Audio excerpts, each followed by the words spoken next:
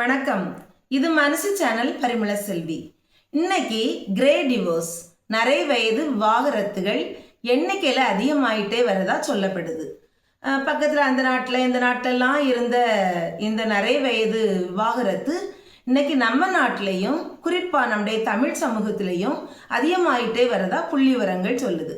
50-60 வயதை தாண்டியவர்கள் இந்த நிறைய வயது விவாகரத்தை அதிகமாக செய்கிறாங்க. அதில் குறிப்பாக இந்த விவாகரத்தை செய்யக்கூடியவர்கள் யார் அதிகமாக இருக்கா அப்படின்னு பார்த்தா பெண்கள். அப்போ எதனால் இந்த நிறைய வயது விவாகரத்துகள் நடக்குது அப்படின்னு நம்ம யோசித்து பார்க்க வேண்டியது அவசியம் அப்படின்னு நான் நினைக்கிறேன்.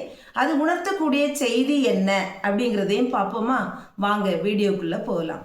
ஸ்கிப் பண்ணாமல் பாருங்கள். நிச்சயமாக அந்த வீடியோ உங்களுக்கு பிடிக்கும். லைக் பண்ணி ஷேர் பண்ணுங்கள். நீங்கள் புதுசாக நம்ம சேனலை பார்க்குறதா இருந்தால் இந்த சேனலை சப்ஸ்கிரைப் பண்ணி சப்போர்ட் பண்ணுங்கள். மாதரே மாதரே மாதரே மாதரே மாதரே மாதரே. கல்யாணம் பண்ணி பிள்ளைங்களை பெற்றுட்டு நல்ல சந்தோஷமாக வாழ்ந்துட்டு இருந்திருப்பாங்க. இணை பிரியாத தம்பதியராக இருந்திருப்பாங்க. நம்மளே நினைப்போம், ஆகா எவ்வளோ அருமையாக இவங்க இணைஞ்சு வாழ்ந்துட்டு இருக்காங்க, சேர்ந்து ஒன்றா வாழ்ந்துட்டு இருக்காங்க அப்படின்னு.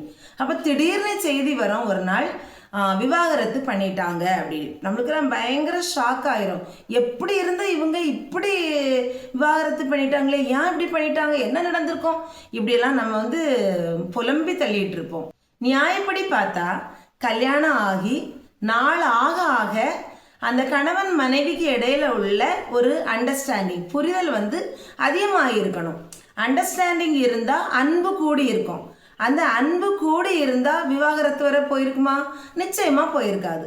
அப்போ விவாகரத்து வர போயிருக்கிறதுக்கு அங்கே என்ன காரணம் அப்படின்னு பார்க்கும்போது சில காரணங்கள் வெட்ட வெளிச்சமாக இருக்குது. அதாவது இந்த நிறைய வயதில் விவாகரத்து கேட்டு வரக்கூடிய பெண்கள் சொல்லக்கூடிய ஒரே ஒரு விஷயம் என்ன சொல்கிறாங்களாம் அப்படின்னா, நான் சாகும்போதாவது இன்னாருடைய மனைவி இறந்து போனாங்க அப்படின்னு என்னை யாரும் சொல்லக்கூடாது. இவருடைய மனைவி இறந்து விட்டார் அப்படின்னு என்னை யாருமே சொல்லாத அளவுக்கு நான் இண்டிபெண்ட்டாக இருக்கணும் அப்படின்னு சொல்கிறாங்களாம்.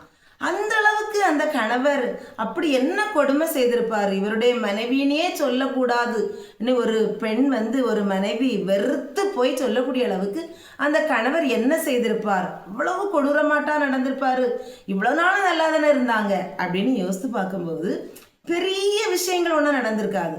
சின்ன சின்ன விஷயங்கள் தான் இருந்திருக்கும். ஆனால் அந்த சின்ன சின்ன விஷயங்கள் நிறைய நடந்திருக்கும்.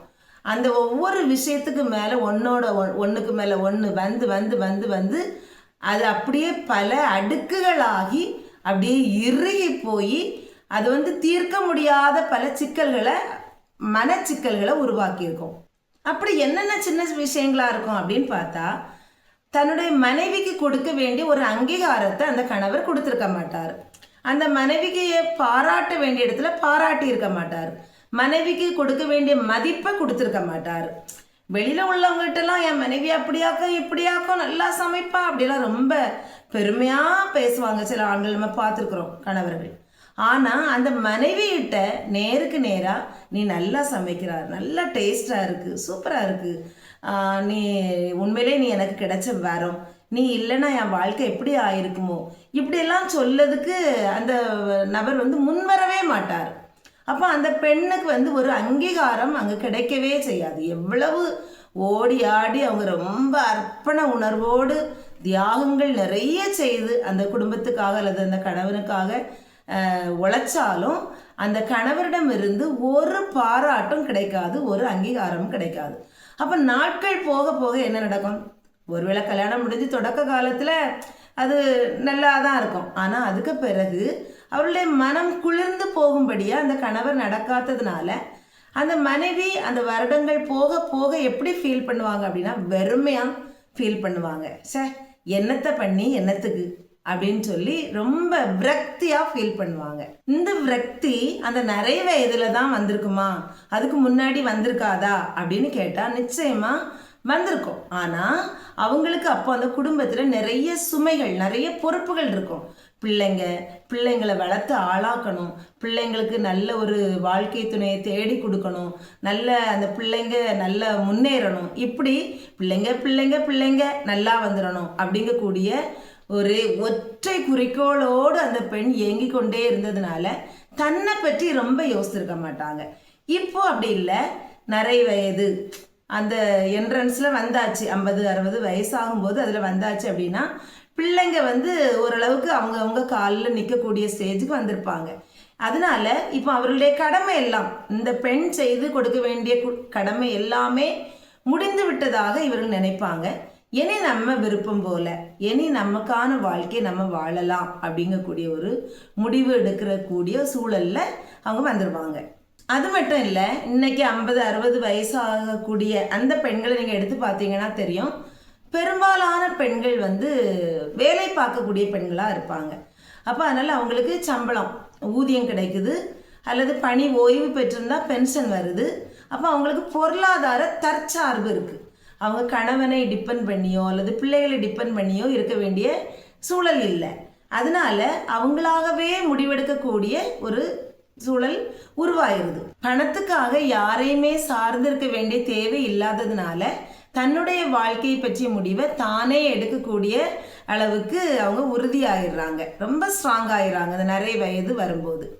அப்போ இப்போ என்ன சொல்லப்படுது அப்படின்னு சொன்னால், இந்த நிறைய வயது பெண்கள் அதிகமாக விவாகரத்து செய்கிறத பார்த்து ஆண்களுக்கு ஒருவித கிளி பிடிச்சிருக்குது, ஒருவித பய உணர்வோடு இருக்காங்க. அடுத்து என்ன நடக்குமோ, நம்ம மனைவி நம்மளை விட்டு பிரிந்து போயிடுவாரோ அப்படின்னு இந்த ஆண்கள் அச்சப்பட தொடங்கி விட்டாங்க. அதனால இனி நம்ம பழையது மாதிரி என்னுடைய மனைவியை அடக்கி ஆளக்கூடாது, எப்படியாவது அட்ஜஸ்ட் பண்ணிட்டு போயிடணும், கூட மாட சேர்ந்து வேலைகளெல்லாம் செய்து கொடுக்கணும் அப்படிங்கக்கூடிய அளவுக்கு இறங்கி வந்திருக்காங்களாம் ஆண்கள்.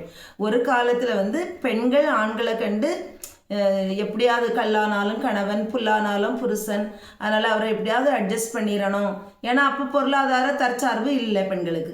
அதனால் அப்படி இருந்த காலம் போய் இன்னைக்கு பெண்கள் கல்வியிலையும் வேலை வாய்ப்பிலையும் முன்னேறி அவர்கள் கை நிறைய சம்பளம் எல்லாம் வாங்கி தங்களுடைய வாழ்க்கையை தாங்களே டிசைட் பண்ணக்கூடிய அளவுக்கு வந்திருக்கிறதுனால இன்னைக்கு ஆண்களுக்கு ஒரு விதமான அச்ச உணர்வு உண்டாயிருக்குது.